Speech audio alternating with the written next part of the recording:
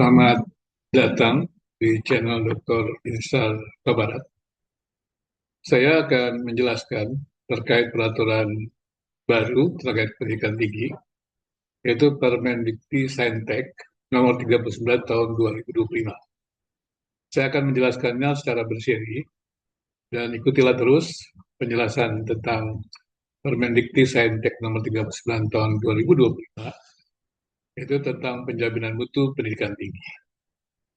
Menurut saya, peraturan ini sangat penting karena ini bicara tentang penjaminan mutu pendidikan tinggi. Secara khusus juga jika kita ingin menghasilkan luaran-luaran yang unggul.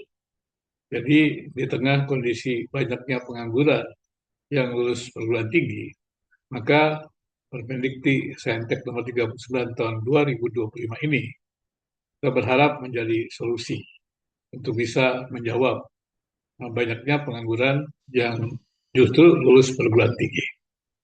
Mestinya setiap perguruan tinggi ketika mereka merumuskan kurikulumnya dan kemudian mempunyai luarannya sesuai dengan visi misi yang diharapkan, ya, maka harusnya luaran tersebut dapat diterima dalam dunia kerja.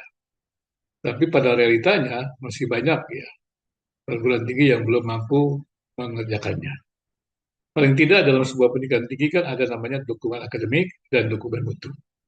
Dan saya pikir dokumen akademik tahu juga, tapi dengan adanya dokumen mutu yang dinyatakan dalam Permendikti Saintek nomor 39 tahun 2025, maka perguruan tinggi dapat membuat dokumen akademik. Dan dokumen mutu ini menjadi dasar bagaimana dokumen akademik itu yang direncanakan itu dapat terlaksana dengan baik. Maka ketika dokumen akademik itu menjelaskan bagaimana sesungguhnya luaran pendidikan tinggi dan kemudian ada jaminan bahwa dokumen akademik itu dilaksanakan dengan baik, maka akan diharapkan luaran pendidikan tinggi itu bisa berkiprah, ya, paling tidak memang bisa bersaing dalam dunia kerja atau paling yang utamanya adalah mendapatkan pekerjaan, ya. Karena memang kalau sampai luaran pendidikan tinggi menganggur itu menjadi pertanyaan. Waktu yang begitu lama belajar dan kemudian tidak dengan kompetensi itu kan persoalan. Kemudian kita lalu bertanya seperti yang saya katakan tadi, latar belakangnya. Mengapa sih apa yang menjadi latar belakang Permendikti Saintek tahun 2025 itu? Mengapa peraturan ini penting? Peraturan ini penting. Yang pertama dikatakan itu akan menjadi dasar peningkatan mutu. Untuk meningkatkan mutu penyelenggaraan pendidikan tinggi yang berdampak dan selaras dengan perkembangan penjaminan mutu internasional. Jadi kita sudah tahu ya bahwa pendidikan itu jangan sampai kita tertinggal dengan pendidik dunia luar atau internasional. Karena KKN ini juga menjelaskan ya kerangka kualifikasi nasional Indonesia menjelaskan harusnya luaran pendidikan tinggi Indonesia ya setara dengan luaran pendidikan dari perguruan tinggi di seluruh dunia harusnya karena masing-masing seluruh negara itu mempunyai yang namanya kerangka kualifikasinya dan kita juga sudah memiliki kerangka kualifikasinya maka ketika kerangka kualifikasi daripada luaran pendidikan tinggi di Indonesia dengan di luar negeri harusnya mereka diperlakukan sama apalagi kompetensinya sama demikian juga gajinya sama tapi kan selama ini tidak ya. Terus apa tuh peningkatan mutu? Di sini adalah penyesuaian kebijakan. Jadi dengan adanya Permendikti Saintek ini, maka ada penyesuaian kebijakan. Jadi saya katakan, melakukan penyesuaian kebijakan penjaminan mutu pendidikan tinggi dari peraturan sebelumnya. Jadi sebelumnya adalah penjaminan mutu nomor 53 tahun 2023. Jadi apa namanya? Kebijakan nomor 53 tahun 2023 itu tergantikan atau digantikan dengan Permendikti Saintek ya tahun 2025 itu yang terjadi. Yang itu harus dipahami. Dengan demikian jangan sampai pendidikan tinggi hanya melihat kepada yang lampau begitu. Nah, mengapa kita perlu mempelajari Permendikti Saintek ini 2020? Karena kebutuhan hukum. Pendidikan tinggi ini kan apa berdasarkan pada kebijakan publik. Maka kita mesti tahu kebijakan yang mengatur tentang pendidikan tinggi itu. Pendidikan tinggi itu. Jadi kebutuhan hukumnya adalah peraturan sebelumnya tidak sesuai dengan perkembangan dan kebutuhan saat ini, sehingga perlu diganti. Jadi, Permendikbud nomor 53 tahun 2023 dikatakan sudah tidak sesuai dan diganti Permendikti ya Saintek ya tahun 2025. Dan karena itu perguruan tinggi perlu tahu ya, semua perguruan tinggi perlu mengetahuinya sehingga dengan demikian penyelenggaraan pendidikan tinggi itu secara khusus penjaminan mutunya dapat terlaksana dengan baik. Nah, sekarang kita coba mempelajari lah baik-baik ya. Saya memang akan coba membahas seluruhnya dari Permendikti ini secara berseri, tidak secara khusus karena kalau tidak secara keseluruhan. Kalau secara keseluruhan saya khawatir ya akan membutuhkan waktu yang sangat lama sekali ya. Kita udah lihat seperti ini. Jadi saya hanya akan membahas yang perlahan-lahan bagian-bagian sampai selesai. Kalau kita bicara tentang definisi kunci dalam penjaminan mutu. Nah, kalau kita bicara tentang penjaminan mutu, maka ada beberapa hal yang kita perlu tahu. Yang pertama adalah penjaminan mutu pendidikan tinggi adalah kegiatan sistemik untuk meningkatkan mutu pendidikan tinggi secara terencana dan berkelanjutan. Ya, jadi pendidikan itu kegiatan sistemik, ya penjaminan mutu pendidikan itu kegiatan sistemik untuk meningkatkan mutu pendidikan tinggi secara terencana dan berkelanjutan. Kemudian istilah yang kedua adalah SNDIKT, Standar Nasional Pendidikan Tinggi. Standar Nasional Pendidikan Tinggi meliputi standar nasional pendidikan, penelitian, dan pengabdian masyarakat. Ya, tiga ya, pendidikan, penelitian, dan pengabdian masyarakat. Kemudian istilah kunci dalam penjaminan mutu yang lainnya adalah Tridharma. Apa maksudnya? Tridharma adalah kewajiban perguruan tinggi menyelenggarakan pendidikan, penelitian, dan pengabdian kepada masyarakat. Jadi kewajiban pendidikan tinggi. Kemudian ada lagi yang namanya istilah kuncinya SPM Dikti. SPM Dikti adalah sistem penjaminan mutu pendidikan tinggi, rangkaian unsur dan proses terkait mutu pendidikan tinggi. Kemudian istilah lain adalah SPMI dan SPME. Kalau SPMI adalah sistem penjaminan mutu internal, ya otonom, ya jadi perguruan tinggi itu, dan SPME yaitu eksternal, ya ini melalui akreditasi. Sistem penjaminan mutu eksternal itu melalui akreditasi. Itulah definisi-definisi kunci yang perlu dipahami terkait dengan penjaminan mutu. Kemudian sekarang kita bicara dengan standar nasional pendidikan tinggi. Ya, kalau pendidikan tinggi perlu punya standar ya. Kalau tidak punya standar ya gimana mengukurnya gitu ya. Kemajuan sana.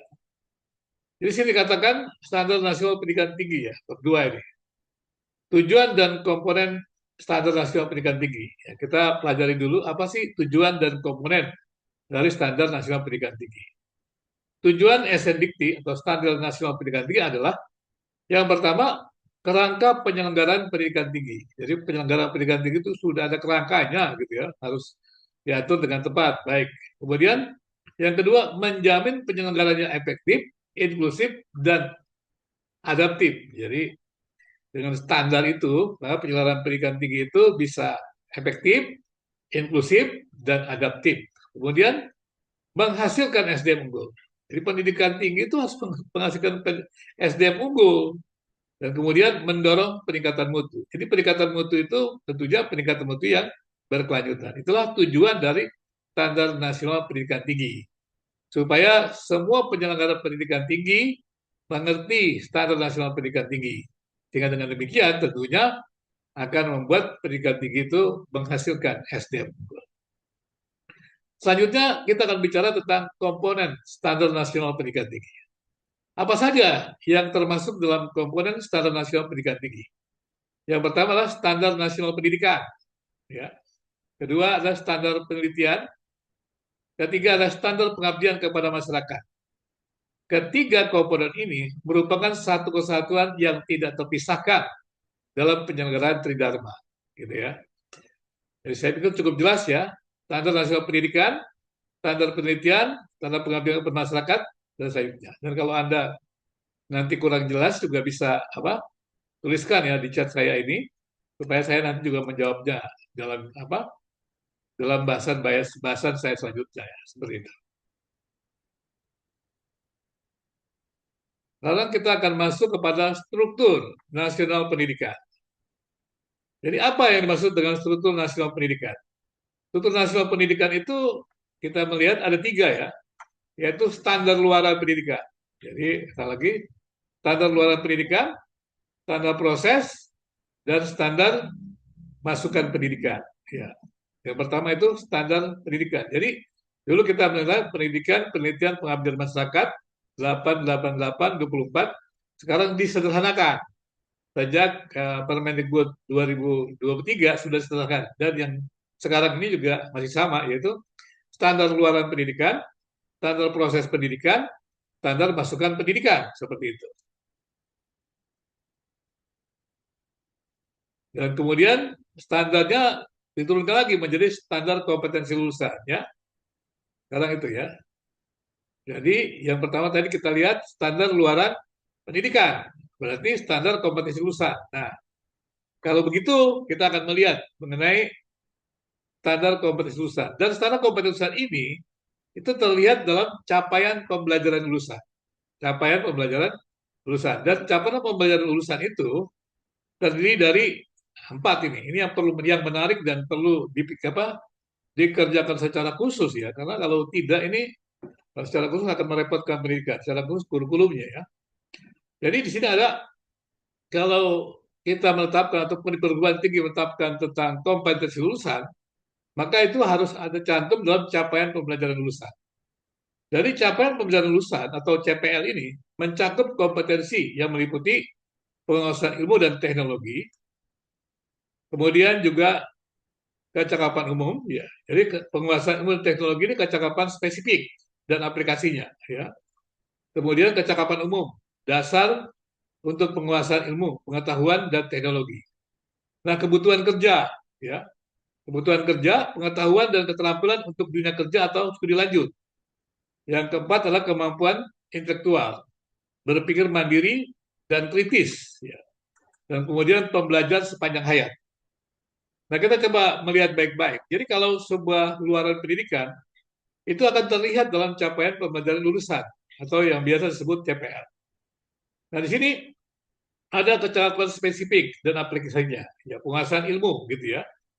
Dan kemudian di situ juga harus, program studi itu harus mampu ya merumuskan capaian ilmunya dari atau capaian pendidikan lulusan dalam arti kata pengetahuan. Kita biasanya mengenal pengetahuan. Gitu. Di sini ada pengetahuan. Jadi penguasaan ilmu dan teknologi, tapi dalam arti kata yang spesifik ya dan aplikasinya ya dalam pengetahuan. Kemudian kebutuhan dunia kerja, pengetahuan dan keterampilan untuk dunia kerja atau studi lanjut, gitu ya. Di sini ada keterampilannya, keterampilan yang terkait dengan pengetahuan dan keterampilan untuk dunia kerja atau studi lanjut seperti itu.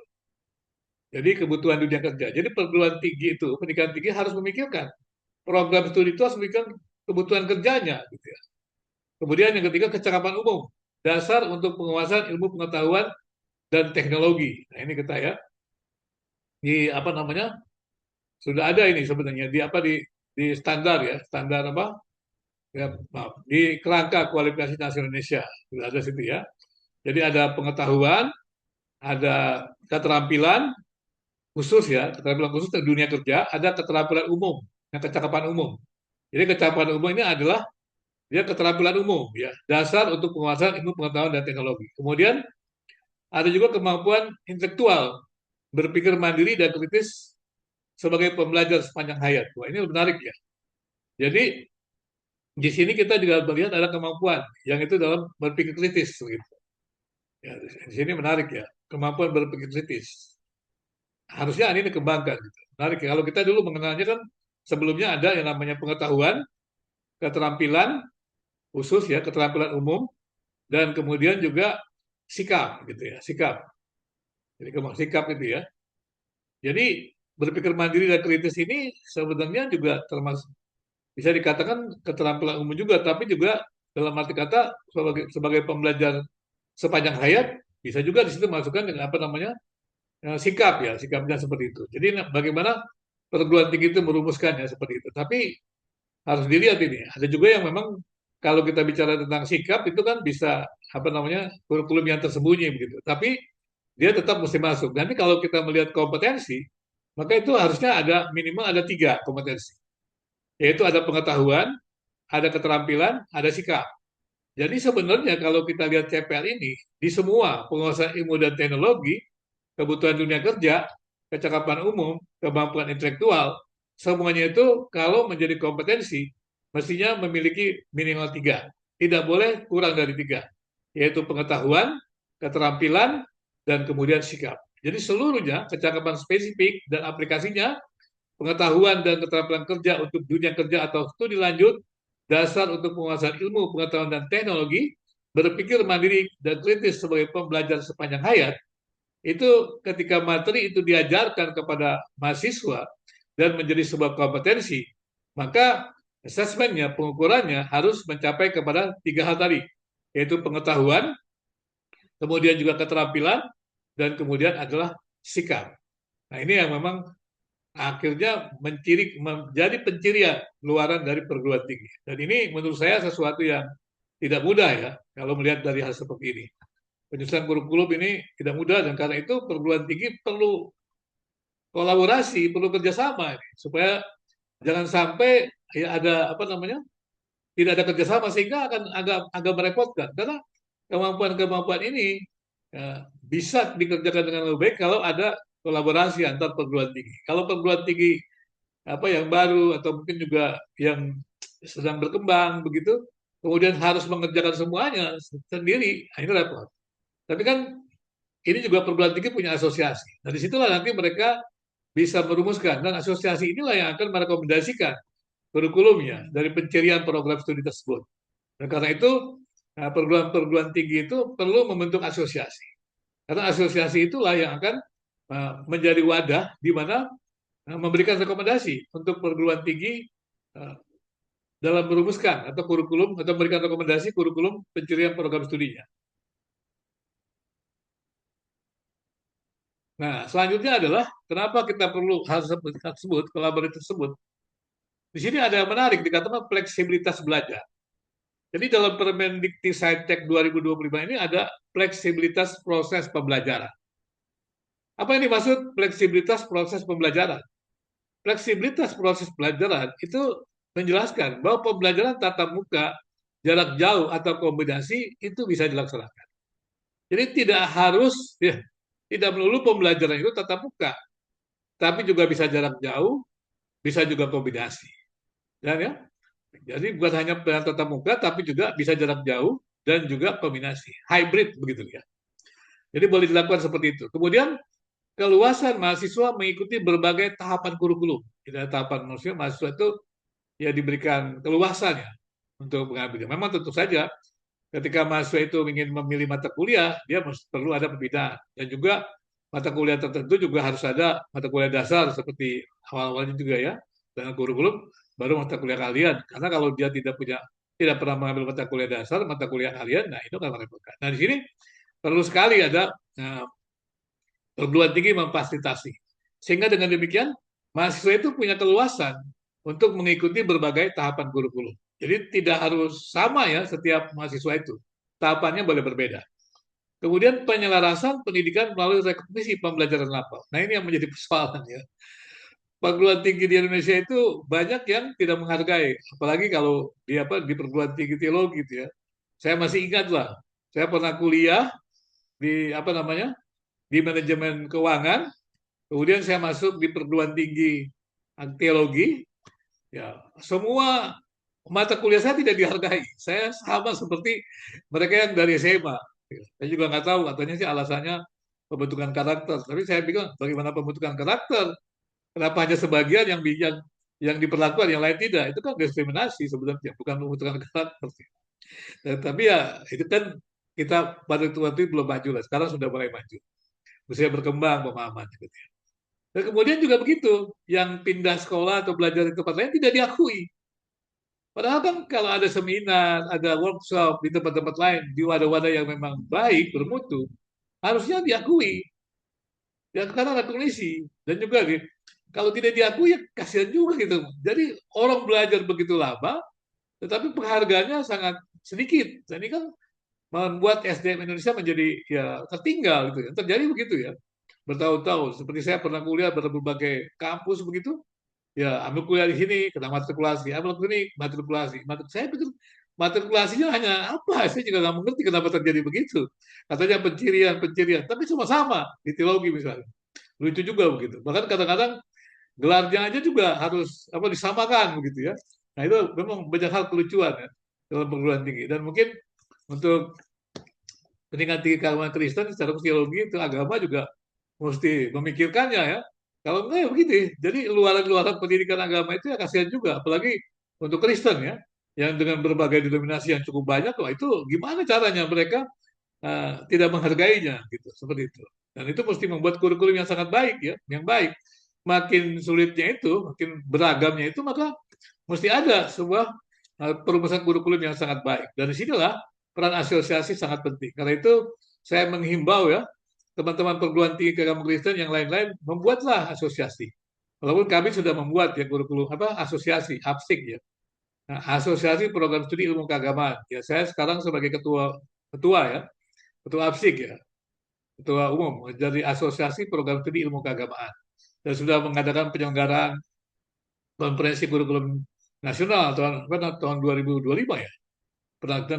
Sorry 2024. Dan rencanakan kami tahun ini akan membuat lagi konferensi kurikulum menyambut yang Permendikti Saintek ini tahun 2020 kan dia 2025. Berarti dikasih waktu 2 tahun supaya pendidikan tinggi mempersiapkan semuanya sehingga bisa melaksanakan itu.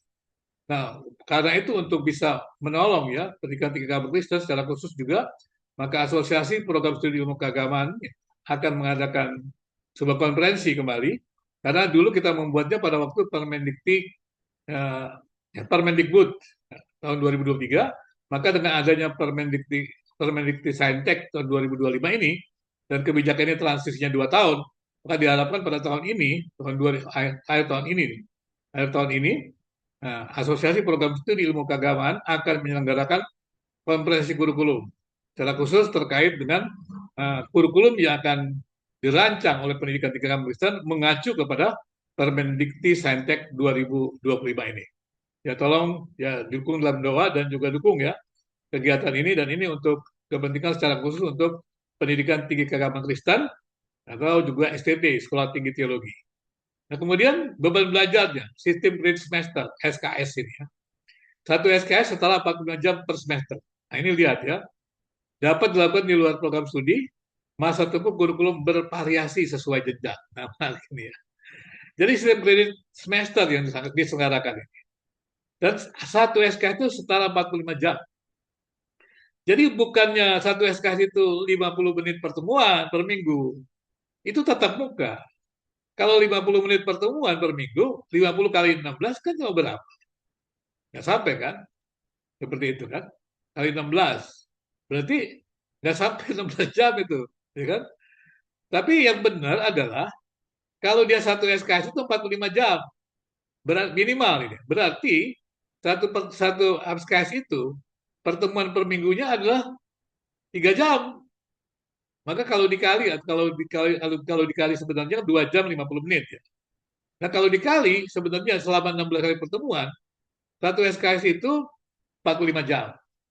Jadi banyak pendidikan tinggi keagamaan Kristen ini, minta maaf sih teman-teman STT, mereka menyelenggarakan perkuliahan, mereka pikir yang namanya satu SKS itu adalah 50 menit tatap muka 1 minggu selama 16 kali.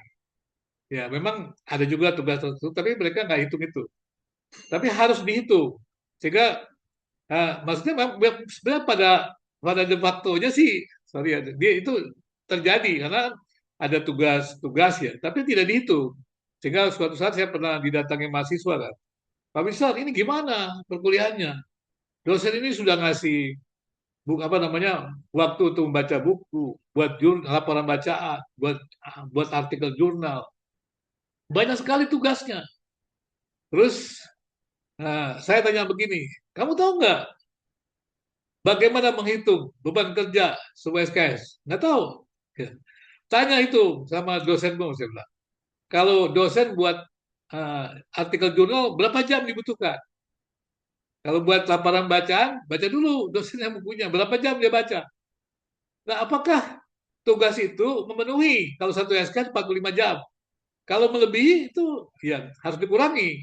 Gitu. Seperti itu saya katakan. Nah, baru mereka mulai menyadari. Jadi ya, dosen mahasiswa juga begitu. Harus saling memeriksa kan. Tugas dosen juga begitu. Kalau dosen yang tidak datang 3 kali kan dia tidak boleh mengadakan ujian. Itu seperti itu misalnya kalau yang bertatap muka. Tapi sebetulnya lebih tepat lagi, sekarang ini kan sudah berbagai macam. Kalau dia tidak bisa datang tatap muka, dia bisa kasih tugas, dia bisa kasih hal-hal lain sehingga uh, waktu perkuliahan itu 45 jam itu untuk satu UKS terpenuhi. Tapi bukan sekadar waktu.